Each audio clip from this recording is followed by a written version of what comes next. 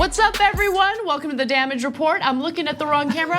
There you are. How are you guys doing? Anna Kasparian and Brett Erlich with you. John Idarola is unfortunately out, but that's all right because we have a great show ahead for you guys. This is my first time at the big table. Yeah. Or as I've come to call it, and I think this might be inappropriate, especially on a day like this, Tabia Majora. Tabia Majora. What is? I don't know what that is. It's like the major table, but it sounds like. Good morning, everyone. Good it's morning. Friday. What a crazy week. It's been a crazy week. It's been a crazy morning, but I don't want that to influence your decision about whether or not to watch the rest of this show because we have great stories ahead for you. We're gonna talk about what some Democratic candidates are saying about some of the restrictive anti-abortion legislation that we're seeing in some of the red states. Later on, we're gonna talk about the equal rights that some Democrats want to extend, actually all Democrats would like to extend to the LGBT community and what Republicans will do to stop it. There's been a little bit of drama between members of Donald Trump's administration, especially when it comes to the issue of foreign policy. We're gonna talk about all of that. So it's gonna be a great show. I'm looking forward to it. And with that said, you wanna get started? Yeah, let's do that. All right.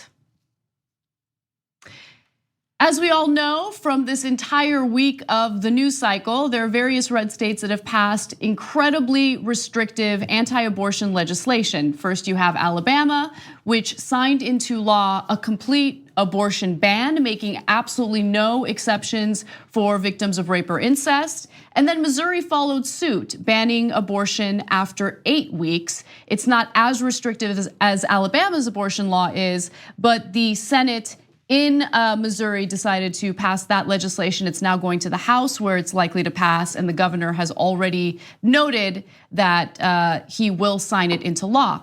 Now, with that said, Elizabeth Warren, who of course is a senator from Massachusetts and is running for president, has put out notice to essentially warn these anti-abortion crusaders that Congress might take some legislation up on this issue if Roe v. Wade gets struck down in the Supreme Court. So first, she says, quote, "This is a dark moment. People are scared and angry, and they are right to be, but this isn't a moment to back down. It's time to fight back." And then she proposes what she would do. And it even goes further than even I'm comfortable with, and I'll explain why in just a minute. First, she calls on Congress to enshrine the right to abortion in federal statute in case Roe v. Wade is overturned and the current federal right to abortion is taken away. So far, so good. I'm in favor of that.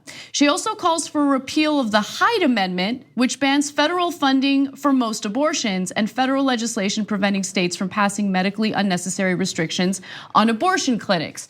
The second part about the restrictions on abortion clinics, I'm all for that. I don't know if I agree with repealing the Heighten Amendment. You've lost.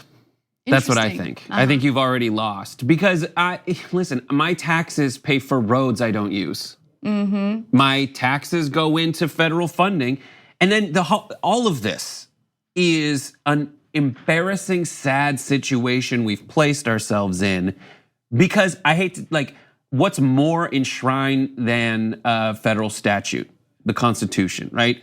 And the Supreme Court has already found abortion to be constitutional. Right. So that's what that means, is that when the Supreme Court was done with it, they were like, the Constitution says you can have an abortion, right, according to our interpretation now. And that vote on Roe versus Wade wasn't 5-4, it was 7-2.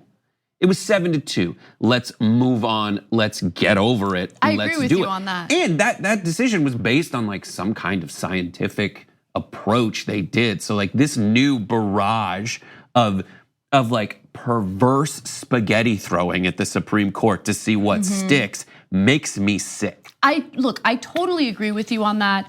It's frustrating that we keep coming back to this issue over and over again. It should have been completely adjudicated in the 70s when Roe v. Wade was decided, but we keep coming back to it. But the issue of the Heighten Amendment, the reason why I hesitate with that isn't because, and you make a good point in that our taxpayer money funds all sorts of things that we don't use. But there's a twist when it comes to the Hyde Amendment because it's essentially using taxpayer money to fund something that some people really do have a religious issue with, right? So if you have I don't think people have religious problems with roads, but they do have religious issues with funding abortions. I have a religious problem with roads. I think that so I personally am a Greek mythologist by religion and transitively a Roman mythologist. And all roads lead to Rome. Thus, if a road does not lead to Rome, religiously, I'm against that road. So I don't want any of my money going to that, period. Scientifically, as I said, I hate to get into it, but like, I feel like I'm already lost an argument when I start saying that scientifically, they say that like embryo's been, has all the stuff it needs to eventually become a human. Well, so do separate eggs and sperm. What is it? The movement, the sperm can move. Right. In the Roe v. Wade decision is the logic that there's not an independent life form in there. It's at that point, we just can't make a woman do something. And I think maybe as you see all these different like laws being proposed by and passed by Missouri, all those other ones that are like all the way crazy over here, maybe we as liberals aren't doing that enough. So I think that we should pass a law that says that everyone needs to get an abortion. In California, my new law says that every human being, male or female, must get an abortion. All right, Washington State. Washington pass a law saying that all women need to get abortions. We have exceptions for men. Right. Men do not need to get an abortion. We think that's too draconian. But women all need to get an abortion. And then every little increment on that crazy side of the scale, because essentially that's what's happening. That is what's happening. On the right. The way that you just illustrated that was pretty genius, right? I am smart. You're talking about two different extremes, and unfortunately, we keep getting dragged into the right-wing extreme of things. Which is like a crazy use of pseudoscience that's like I think they need to dress in the style of the era from which their science derives in order to communicate to us fully. Because you see people in like snazzy suits and fancy pins. No, go back and wear full pilgrim garb if you're gonna pitch it. So what do you think is really behind this push for anti-abortion legislation? I would argue that there's a small percentage of people who genuinely do think it's life from the moment of conception. But I would argue that the larger population of the right wing that keeps pushing for this type of ban on abortion, there are other factors at play, either political, gain that they think they'll get through, pushing for this type of stuff, or because let's keep it real, there's an element of control. There's an element of controlling not only what women can do with their bodies, but more importantly, what women can do with their futures. Because reproductive control has a lot to do with economic freedom, right? It has a lot to do with deciding where your entire life heads. You have a child, doesn't mean it's gonna ruin your life, but it certainly will ruin, the outcome of your career in a lot of ways, or the outcome of your financial independence. And it doesn't mean it's gonna completely destroy it, but it's gonna be a lot more difficult to get to where you need to be. I think there's three parts of it, okay? The first is, I think they think they're saving babies. And I would just go back and say, well, I think a lot of that comes from religion, which we've all agreed, well, not us, the founding fathers have all agreed should stay out. Right, so that we need to dismiss, and we can talk about the science of like, yes, it has all the DNA necessary to eventually become a baby, but we have already done the science. That's Roe versus Wade is the science argument. But a lot of them think they're saving babies, and that I can't overstate how important that is to them as someone who went to a Catholic school. They really do think that, and I get it. I mean, I guess I do respect them trying to save innocence. Second is the people. Why is there a push now? Because they have the Supreme Court that they want, that they've been working since Roe to get. And that's why there's a push right now. Third, it is you look at all the men who are passing these laws, they just want to stay in power. Right. And the same thing that keeps money in politics keeps this as an issue. They physically, individually, their personal motivation is to stay in office. I think it's a good way of putting it. The political drive behind it is infuriating because, again, people's lives are really on the line here. Their livelihood is on the line here. And it just seems as though these very states that keep pushing these types of laws are the same states that have absolutely no interest in protecting programs that help needy kids. So just something to think about as we go to break. But when we come back, one of my favorite stories of the day, Mike Pompeo and John Bolton are in a bit of a tiff, and I love the drams. So come right back.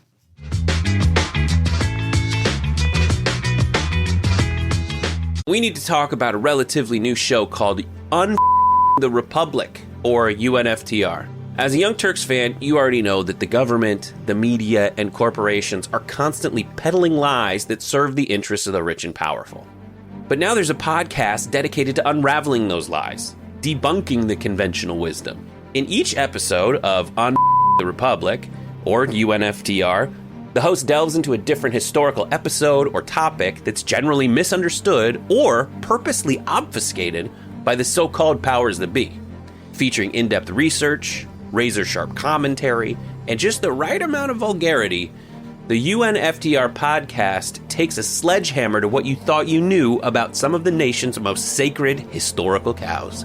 But don't just take my word for it. The New York Times described UNFTR as consistently compelling and educational, aiming to challenge conventional wisdom and upend the historical narratives that were taught in school. For as the great philosopher Yoda once put it, "You must unlearn what you have learned." And that's true whether you're in Jedi training or you're uprooting and exposing all the propaganda and disinformation you've been fed over the course of your lifetime. So search for UNFTR in your podcast app today and get ready to get informed, angered, and entertained all at the same time.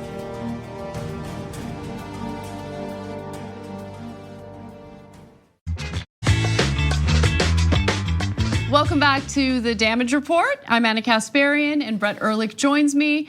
By the way, Brett Erlich is the senior producer for the main show, something that you guys should be watching. Yes, also watch Happy Half Hour.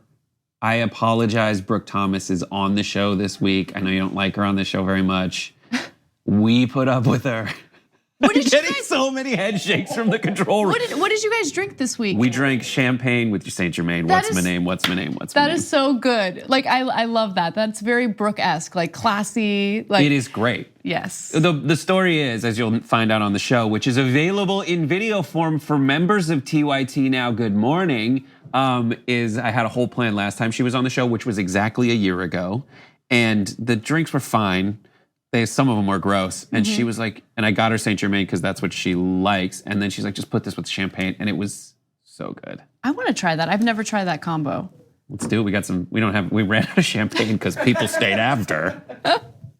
Love it. All right, well, we go from fun to even more fun because it has to do with drama within the Trump administration. As we know, there has been chaos within the Trump administration, and this time around, it's between the Secretary of State, Mike Pompeo, and Donald Trump's national security advisor, John Bolton. Now, John Bolton, the mustachioed man who has never met a Middle Eastern country he didn't want to bomb, is pushing for war with Iran. And tensions have been escalating between the United States and Iran, especially this week. And recently there was an article published by the Washington Post that appeared to show that Donald Trump does not want to invade Iran. He is kind of frustrated with the fact that Bolton has been pushing for this war and things have been escalating. And now it turns out that Pompeo is more of a Trump lackey than Bolton is. And as a result, Bolton is listening to what Trump wants. I'm sorry, Bolton is listening to what he wants, and Pompeo is listening to what Trump wants. So there's a little bit of friction. So according to Politico, Pompeo and his special representative for Iran, Brian Hook, have indicated that the administration's goal in squeezing Iran is renewed negotiations with the Iranian regime, something Trump expressed a desire to do. So the argument here is, look, we need to approach this from a more diplomatic perspective. Sure, let's implement these sanctions against Iran. That's gonna hurt them economically, and hopefully that'll bring them to the table so they negotiate. Now, Bolton, though, is a deep skeptic of the value of negotiating with adversaries who, before joining the White House, called publicly for regime change in Tehran. And remember, Bolton is also one of the Bush administration officials who pushed for war with Iraq. So he didn't learn his lesson then, certainly isn't learning his lesson now, and he certainly does want to invade Iran. Does a man with that mustache look like he learns lessons No. or takes feedback? He looks like a walrus. He does. Cuckoo could chew. Cuckoo. Just cuckoo. He's cuckoo. He is cuckoo, yes. So John Bolton and Donald Trump, to me, for those of you who watched Game of Thrones, feel like Cersei and the Faith Militant, where he's like, oh, I need a cudgel with which I can win some kind of political battle. And so he goes to the person renowned for being the most purely something, and that something is militant. And it's like he's shocked to find out that that's what Bolton's really like. That's such a good point. Because what I couldn't really understand was why Trump would want Bolton in his administration in the first place. First, if you can recall, in the beginning of his administration, H.R. McMaster had filled this role, but H.R. McMaster's now gone, and now Bolton's in his place. The reason why Bolton wasn't Trump's first pick was because Trump didn't like Bolton's mustache. Literally. That was a thing. That's how he works. Yeah. H.R. McMaster, Trump, it's crazy to see that Trump like developed as a person. He could really understand someone besides what's on the surface. In a rom-com, that would be just like a great breakthrough moment. But here it means international conflict and potential nuclear war. Exactly. And so now, look, this is my speculation, but based on recent reporting, it looks like Trump might have regretted choosing Bolton for this role because they do differ when it comes to Iran. Trump's campaign included this idea of putting America first, of course, and part of that is not intervening or engaging in war, and he is not in favor of these regime change wars. Now look, Trump isn't someone who really seems to have a strategy for anything, but he does seem to care about keeping his campaign promises. This now makes sense. The only thing that doesn't make sense, well, the first graphic you read about squeezing negotiations back into effect makes sense with Trump because he wants to beat Obama. Obama did a negotiation and that's it. And he needs the threat of war essentially in effect in order to have like that final thing where it's like, if the economic thing doesn't work, then war will happen. But Trump, I think his goal is to like just get a slightly better deal than Obama. But Bolton's goal is 100% war. Yes. That defeats and creates regime change in Iran. You don't have to take my word for it. Take his speech that he gave right before he got the job where he said, I want a regime change in Iran. He is that old guard before America learned, before the people in charge realized that the human beings in America learned from that and know better now than to just say, I guess the people in those positions have our best interests in mind and will advocate for them. Yeah. Well, let me give you a little more of what Bolton's been doing, and this seems to be frustrating Trump and Pompeo as well. So on Bolton's watch, twice weekly 7:30 a.m. phone calls McMaster hosted to coordinate plans amongst senior national security officials stopped the day he arrived at the White House. So he kind of likes pursuing foreign policy issues unilaterally or as much as he possibly can unilaterally. Of course, you're gonna have to brief the president on what you wanna do or what you intend to do, but Trump hadn't been briefed on Bolton's plans, and Trump was getting frustrated about that. And it seems like he has no interest in really communicating with other national security advisors either. Also, Bolton is not very collaborative. This is according to an individual who's close with Pompeo. He likes to do stuff himself. Pompeo is more collaborative by nature, and even if he weren't inclined to be collaborative, he feels that he should be collaborated with because he's Secretary of State. And agree with that. I mean, I think that there should be an open line of communication among administration officials, but really the broader look at this story and the administration overall is that from the very beginning, there has been complete and utter chaos. Yeah. So there's the terms keep it simple, stupid. I would say for Trump, you have to adapt it to stupid keeps it simple. Because he's stupid and it's not that complicated. I think with Bolton, he actually does want this war. And it makes me think more about Obama. Like Obama, it seemed like his goal was not crazy runaway nuclear proliferation, used sanctions to get Iran to the table and accomplished the goal of nuclear non-proliferation and got that. Yeah. And that was his goal, was let's just get a deal that everyone can come together on. The world agrees, and now nuclear proliferation isn't happening in Iran. But that's not what the Bolton-Trump camp is. Trump's goal is not peace and what's good for the world. It's to best Obama somehow. Yes. And then Bolton's goal is, listen, we can't ever have a strong Iran, ever, because they are not motivated by what's good for them or even like regional stability or regional power. They're an evil empire. They're a theocratic evil empire. They will always be evil Muslims. So we need to obliterate that. And if you go back into the history of Iran, the reason they did what they did is because we messed with them and put in a leader that then was rebelled against and all that. So we meddle a lot. We get this kind of stuff.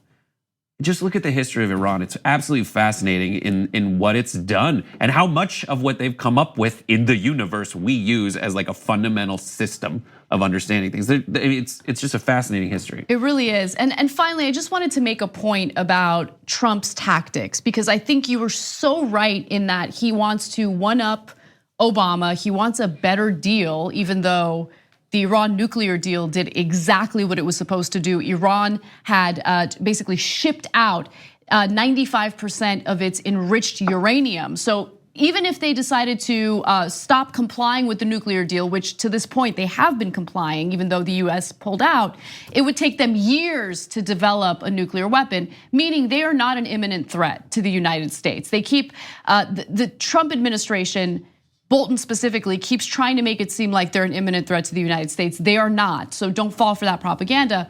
But you're right in that Trump wants to one-up Obama, and I think that he is using this threat of war, which certainly happened with North Korea, to bring Iran to the table for negotiations. But here's the thing, you might have brought North Korea to the table for negotiations, but that didn't end up so well, did it? Now, I'm glad that he did that because at least that de-escalated tensions.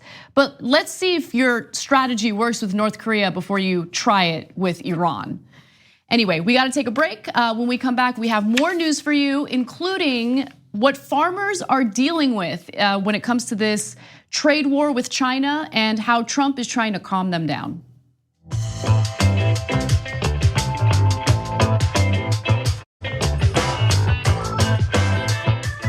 Welcome back to the Damage Report. John Ederola will be back next week, but for now, I will be hosting along with Brett Erlich.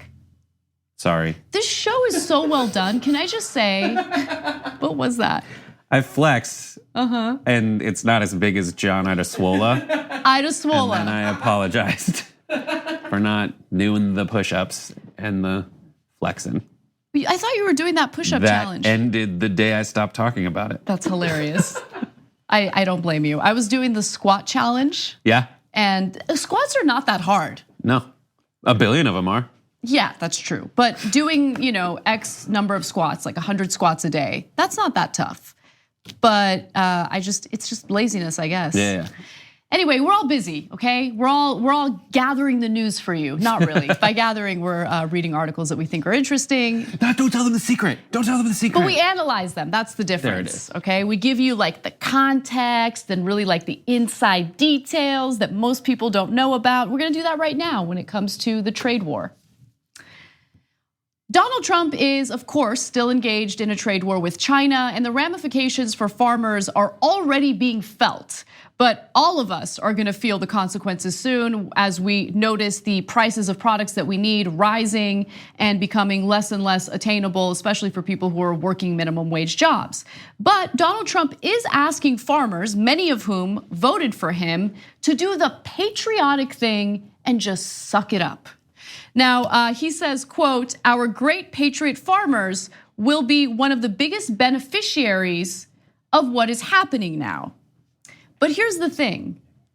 A lot of them will never be beneficiaries of what's happening now because many of them have lost incredibly important trade relationships. And once they lose those relationships, do you think that their previous trade partners are just gonna stop and wait until trade is better again? No, they're going to make new relationships with farmers in other countries, and that's certainly happening right now. So the long-term ramifications are real. Farmers are really suffering from it, and I actually would like to hear from farmers themselves rather than putting words in their mouths. So let's take a look.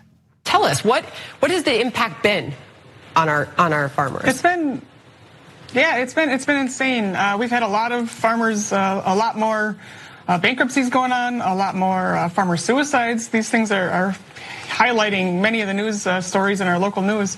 But we have more commodities, more grains sitting on the ground right now because we lost huge export markets. We lost export markets that we had for 30 years that we'll never get a chance to get back again. So farmers are hoping and hopeful to get their crops in the ground this year, but really hopeful that we'll have a place to sell it come fall.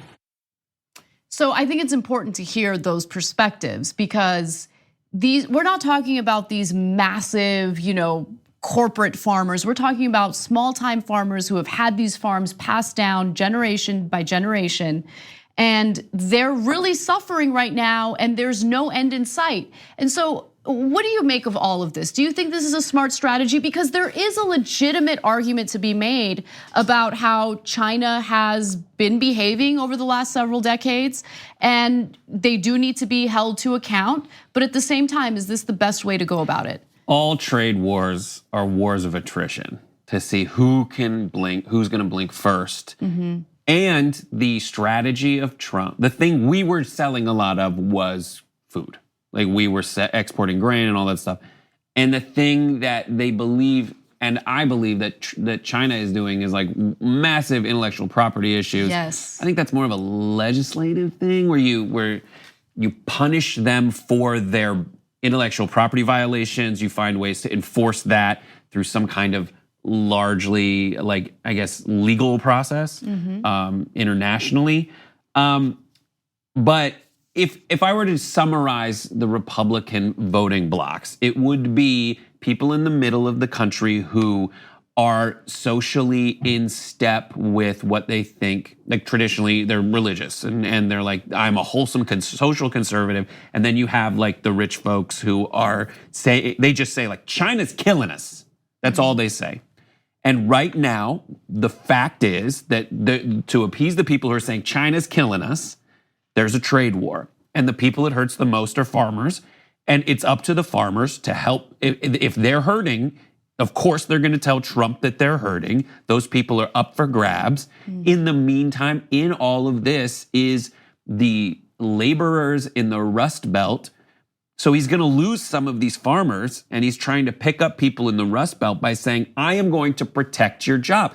And what's crazy to me is the protectionist is the Republican right now. Right. So these are things that I don't think are huge losers for Trump. It is horrible PR for him to hear that farmers are committing suicide, but I don't think it's a huge loser for him, in the long run.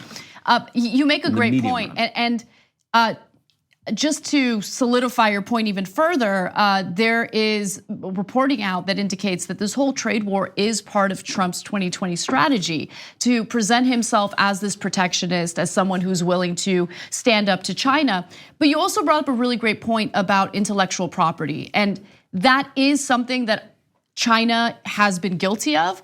But couldn't one make the argument that part of the issue around intellectual property theft in China is because we keep shipping all of our jobs to China, and in order for them to make the products that their workers are making for US companies, you need to give them the information to make those products. Isn't that part of the intellectual property theft? Well, yes, because they are like, so we have, in order to get your people to make this stuff, just send us the plans and we'll put them together, it'll be fine.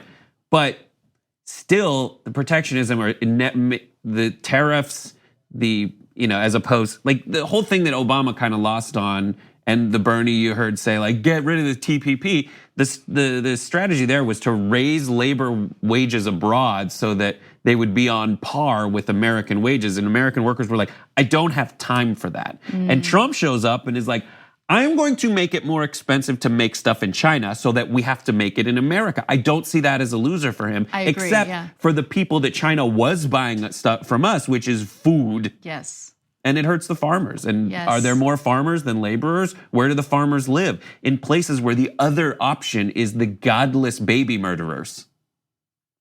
Fascinating. That's great analysis by Brett. Something to think about as we go to break. And when we come back, we have more for you, of course, including Kamala Harris and some of her camp getting a little salty over a question regarding Joe Biden. I'll tell you what it is and more when we return.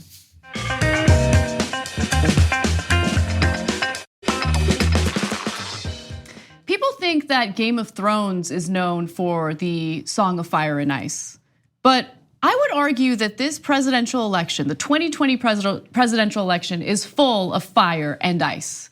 And what you're about to see right now is fire and ice, all coming from Kamala Harris's campaign. Now, this story started off with an NBC reporter asking her this. I think that, sure, if people want to speculate about running mates, I encourage that, because I think that Joe Biden would be a great running mate. As vice president, he's proven that he knows how to do the job. And there are certainly a lot of other candidates that would make, for me, a very viable and interesting vice president. So that was a great answer from Kamala Harris after she was asked whether she would be a good running mate with Joe Biden.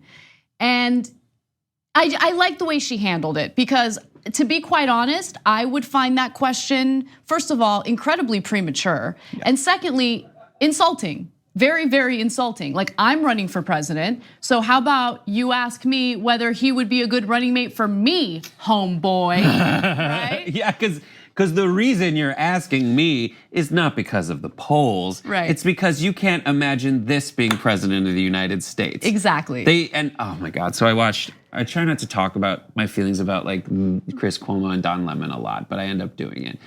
Chris Cuomo had this whole segment yesterday, because that's when I drive home from work, is when his show is like in the middle of it. And he's like, I don't know, I'm thinking about this for the first time. Next on the prompter. And he talked about, like, we have 20 people who are running for president. Let's set up what they would be. Why don't they just agree on the whole cabinet right now? Which is a ridiculous thing. But when you go through how you allot that, he's just saying, all right, 70-year-old white dude, who's the establishment, he's gonna be president. And then who else is what? Let's go with our like token appointments from then on. It's very frustrating. It is frustrating. And what annoys me the most about what's going on this early in the election cycle is how everyone is either propping someone up or just making all sorts of assumptions based on early polling, which, look, to be fair, early polling means something, but it doesn't mean much if you ask me, because there is a lifetime between now and the election, and so many things can change. Just remember the last general election cycle and what happened. I mean, in the Republican side, there was this assumption that Jeb Bush was the front runner, period. And Donald Trump had absolutely no chance. And so to frame questions, especially when you have an opportunity to interview one of the candidates, to frame the question based on the candidate that you're just assuming is gonna win, I think is insulting. To the candidate that you're actually having a conversation with. Right now, polls are, have you seen this name before? And if the answer is yes, more people vote for that. But and it's name recognition at this point, something that absolutely happens. And this something that absolutely happens is that on a debate stage, once you see people together, it tightens. That's just what happens. And that's why if you're in the lead in polls, you try to have fewer debates. And if you're behind in polls, you try to have more, just because the numbers bear that out, that every time you see two options, even if one is ice and fire and you're afraid of fire, the polling on that would just go like, 55-45 on it. Yeah, I can't wait for the debates to start, because that's when you really get the opportunity to see whether a candidate is viable, right? So the poll numbers right now, in my opinion, don't indicate much about viability, but I think it does indicate a lot after you see the way they handle themselves in a debate. Can they fight back against, framing that's meant to make them look bad on a particular issue? Yeah. And so I think it's premature for anyone to make up their minds. And I have a question about people who have made up their minds in just a minute, but let me finish this story about Kamala Harris. After that interview, apparently there were a chorus of Democrats sizing up her run and concluding she'd be perfect as Biden's running mate. And that has rapidly gone from a whisper campaign to a national narrative. And that would frustrate me. And so one person says, Christopher Cudlego from Politico says, last week members of the influential Congressional Black Caucus floated Biden and Harris as a dream ticket. Again, that would frustrate me. And there has been some response from people like her husband who have tweeted things like this: she's running for president, period. Ooh, I love that ice. I love it, I love it, I love it. So I love all of this. And finally, Senator Barbara Lee says Kamala Harris is seeking the office of the presidency, period. She is qualified, more than capable to lead this country, and has never lost an election. But she's a cop. Yes. Kamala's a cop. That's Yes. why, that's why you should say she's attorney general, because she's a cop. No, It is one of those things that gets floated because it's been focus grouped. It isn't like people are sitting around going like, I wonder, I just had this moment. No. It's how do we throw ideas at folks as they're forming their opinion to essentially, like Spider-Man, like tie it to a wall with the webs we shoot. Like that's what they do. As you're forming, it's just like, you're here. Kamala, got her, vice president. Get rid of her. They try to do that. And it's just this is the part of identity politics that people don't like. Absolutely. They're like, we should have a woman, we should have a black, there's a black woman? Let's do it. And then we've got those votes. And that's the part of identity politics that is like a valid criticism, where it's someone feeling entitled to your vote because of who you, they, anyone is, and not because of what they believe, feel, or are experiencing personally. While we were producing today's show, Brooke Thomas made a point that I thought was so good, and it's something that frustrates me as well. Yeah, so she said, at this point already, it's ridiculous. You have people who have already made up their minds, and they refuse to ever accept any critique of their favorite or chosen candidate, and they refuse to acknowledge the upsides of other candidates. And that certainly annoys me, because I haven't made up my mind yet. I know that I have a few candidates that I prefer over others, but again, I want to wait until the debates happen, and I want to be open-minded and accepting of some of the flaws for my favorite candidates. Yeah. But why do you think that is? I mean, I tweeted a story yesterday. I didn't even tweet commentary on the story. It was just, this is an interesting article that I'm reading on Mediaite. I'm gonna tweet it, and I made no changes to the headline or anything like that. And it was an article that seemed to be a little favorable toward Elizabeth Warren, and people lost it. Like, that's so establishment of you. I'm like, hey, relax. I'm just sharing an article that I think is interesting, right? So look, to be fair on this story, it was Bernie Sanders supporters who thought I was being too supportive of Elizabeth Warren by tweeting that article, and they started calling me the establishment, blah, blah, blah. How do we combat this? Because it's not really productive. I would say with Bernie Sanders supporters, it is being skeptical of anything establishment is because of the experience last time, specifically when the establishment had a bunch of weird things and terrible things that they did that are proven to keep him down. And you don't, fool me twice, shame on me. And so that's probably why. And that's just like the default setting. I don't know if I get that, by the way. Right. I totally understand the reasoning behind that. But at the same time, I think that words lose meaning when you just toss them around and you apply them to people who aren't that. I don't know. And I don't want to speak for anyone who said that, but I think for me personally, that fire that happens in me is just like a default on the internet setting where I'm like, stop now, shoot it down. All right, next one. That's a good point. And it might be that. But I hope that people, when they read those kinds of tweets, are like, I'm just gonna click on the article and read it, because more information is good. Less information is bad. Exactly, totally. All right, guys, one more break, and when we come back, a little bit of good news coming from the House when it comes to equal protections for all.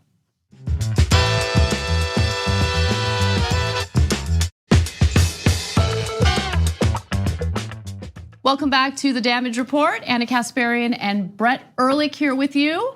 I wanted to end the show on some good news, and this good news does come from the House of Representatives. The House of Representatives has just passed reforms to the Civil Rights Act, and that would include protections for the LGBT community. Many people don't know that although we have legalized same-sex marriage, we have not extended protections for the LGBT community. In fact, some states have rolled back or codified laws in order to prevent protections for the LGBT community. So it is important for the federal government to step in and say, hey, this is a civil rights issue, and we want to make sure that members of the LGBT community are not being discriminated against when it comes to issues like housing, issues like getting a loan from a bank, those types of things. Now, the bill did pass 236 to 173, which is amazing. The bill, if it were to become law, would protect LGBT Americans from discrimination in applying for credit, housing, employment, and more. So great news. But here's the thing. Republicans are against it, and the Trump administration is unlikely to sign it into law. So Republican critics adamantly opposed the legislation. They say that it would harm religious freedoms, making it unlikely the GOP-led Senate will take up the bill. So I don't know if Democrats did this as part of a political strategy. I'm sure that was part of their reasoning. I'm sure the other part of their reasoning is because they genuinely care about this. And to be fair, there were 8 Republicans in the House who voted in favor of reforming the Civil Rights Act.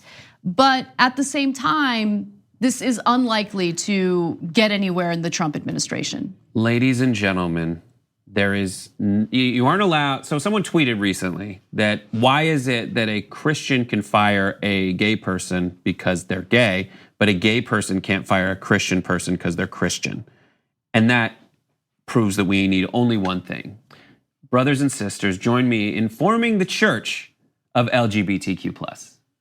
It is a religion because they say it's a choice for you to be gay. So it's a choice for you to stay in the Catholic Church or the Christian Church and have these discrimination against them.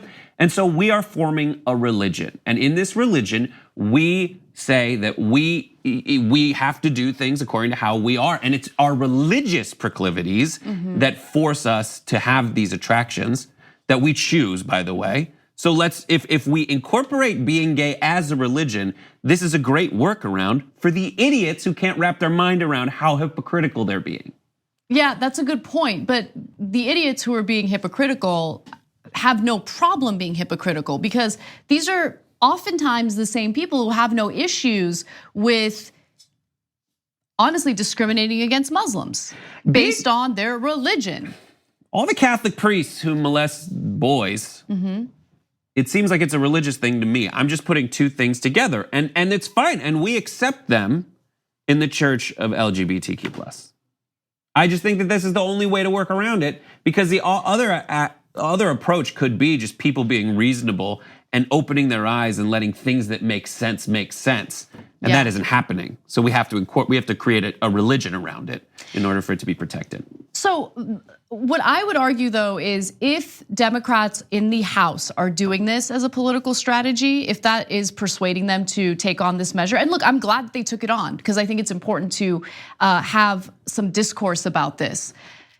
They need to go all the way and they really need to hold Republicans in the Senate and the Trump administration to account for not supporting this, because there is all of this nonsense coming from Trump supporters who argue, no, he's actually very supportive of the LGBT community. He doesn't hate gay people. Yeah, he hates trans people. He's banned them from the military, but he doesn't hate gay people. Well, why wouldn't he sign something like this into law that would essentially provide protections for the gay community to ensure that they're not being discriminated against? He's being a real scaredy cat. He's acting kind of gay. He's acting like a sissy gay. I don't know. I'm trying to use their fears against them. Oh, I see what you're saying. You know, because that's it. I don't know what to do at this point. We were talking about it before, where it's like this is the point where people would look back and be like, these folks are being crazy. Yeah.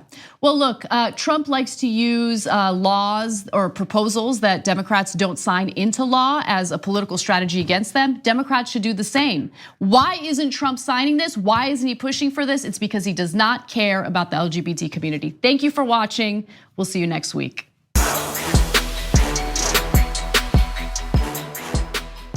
Thanks for listening to the full episode of The Damage Report. Support our work, listen ad-free, access members-only bonus content, and more by subscribing to Apple Podcasts at apple.co/TYT. I'm your host, John Adarola. I'll see you soon.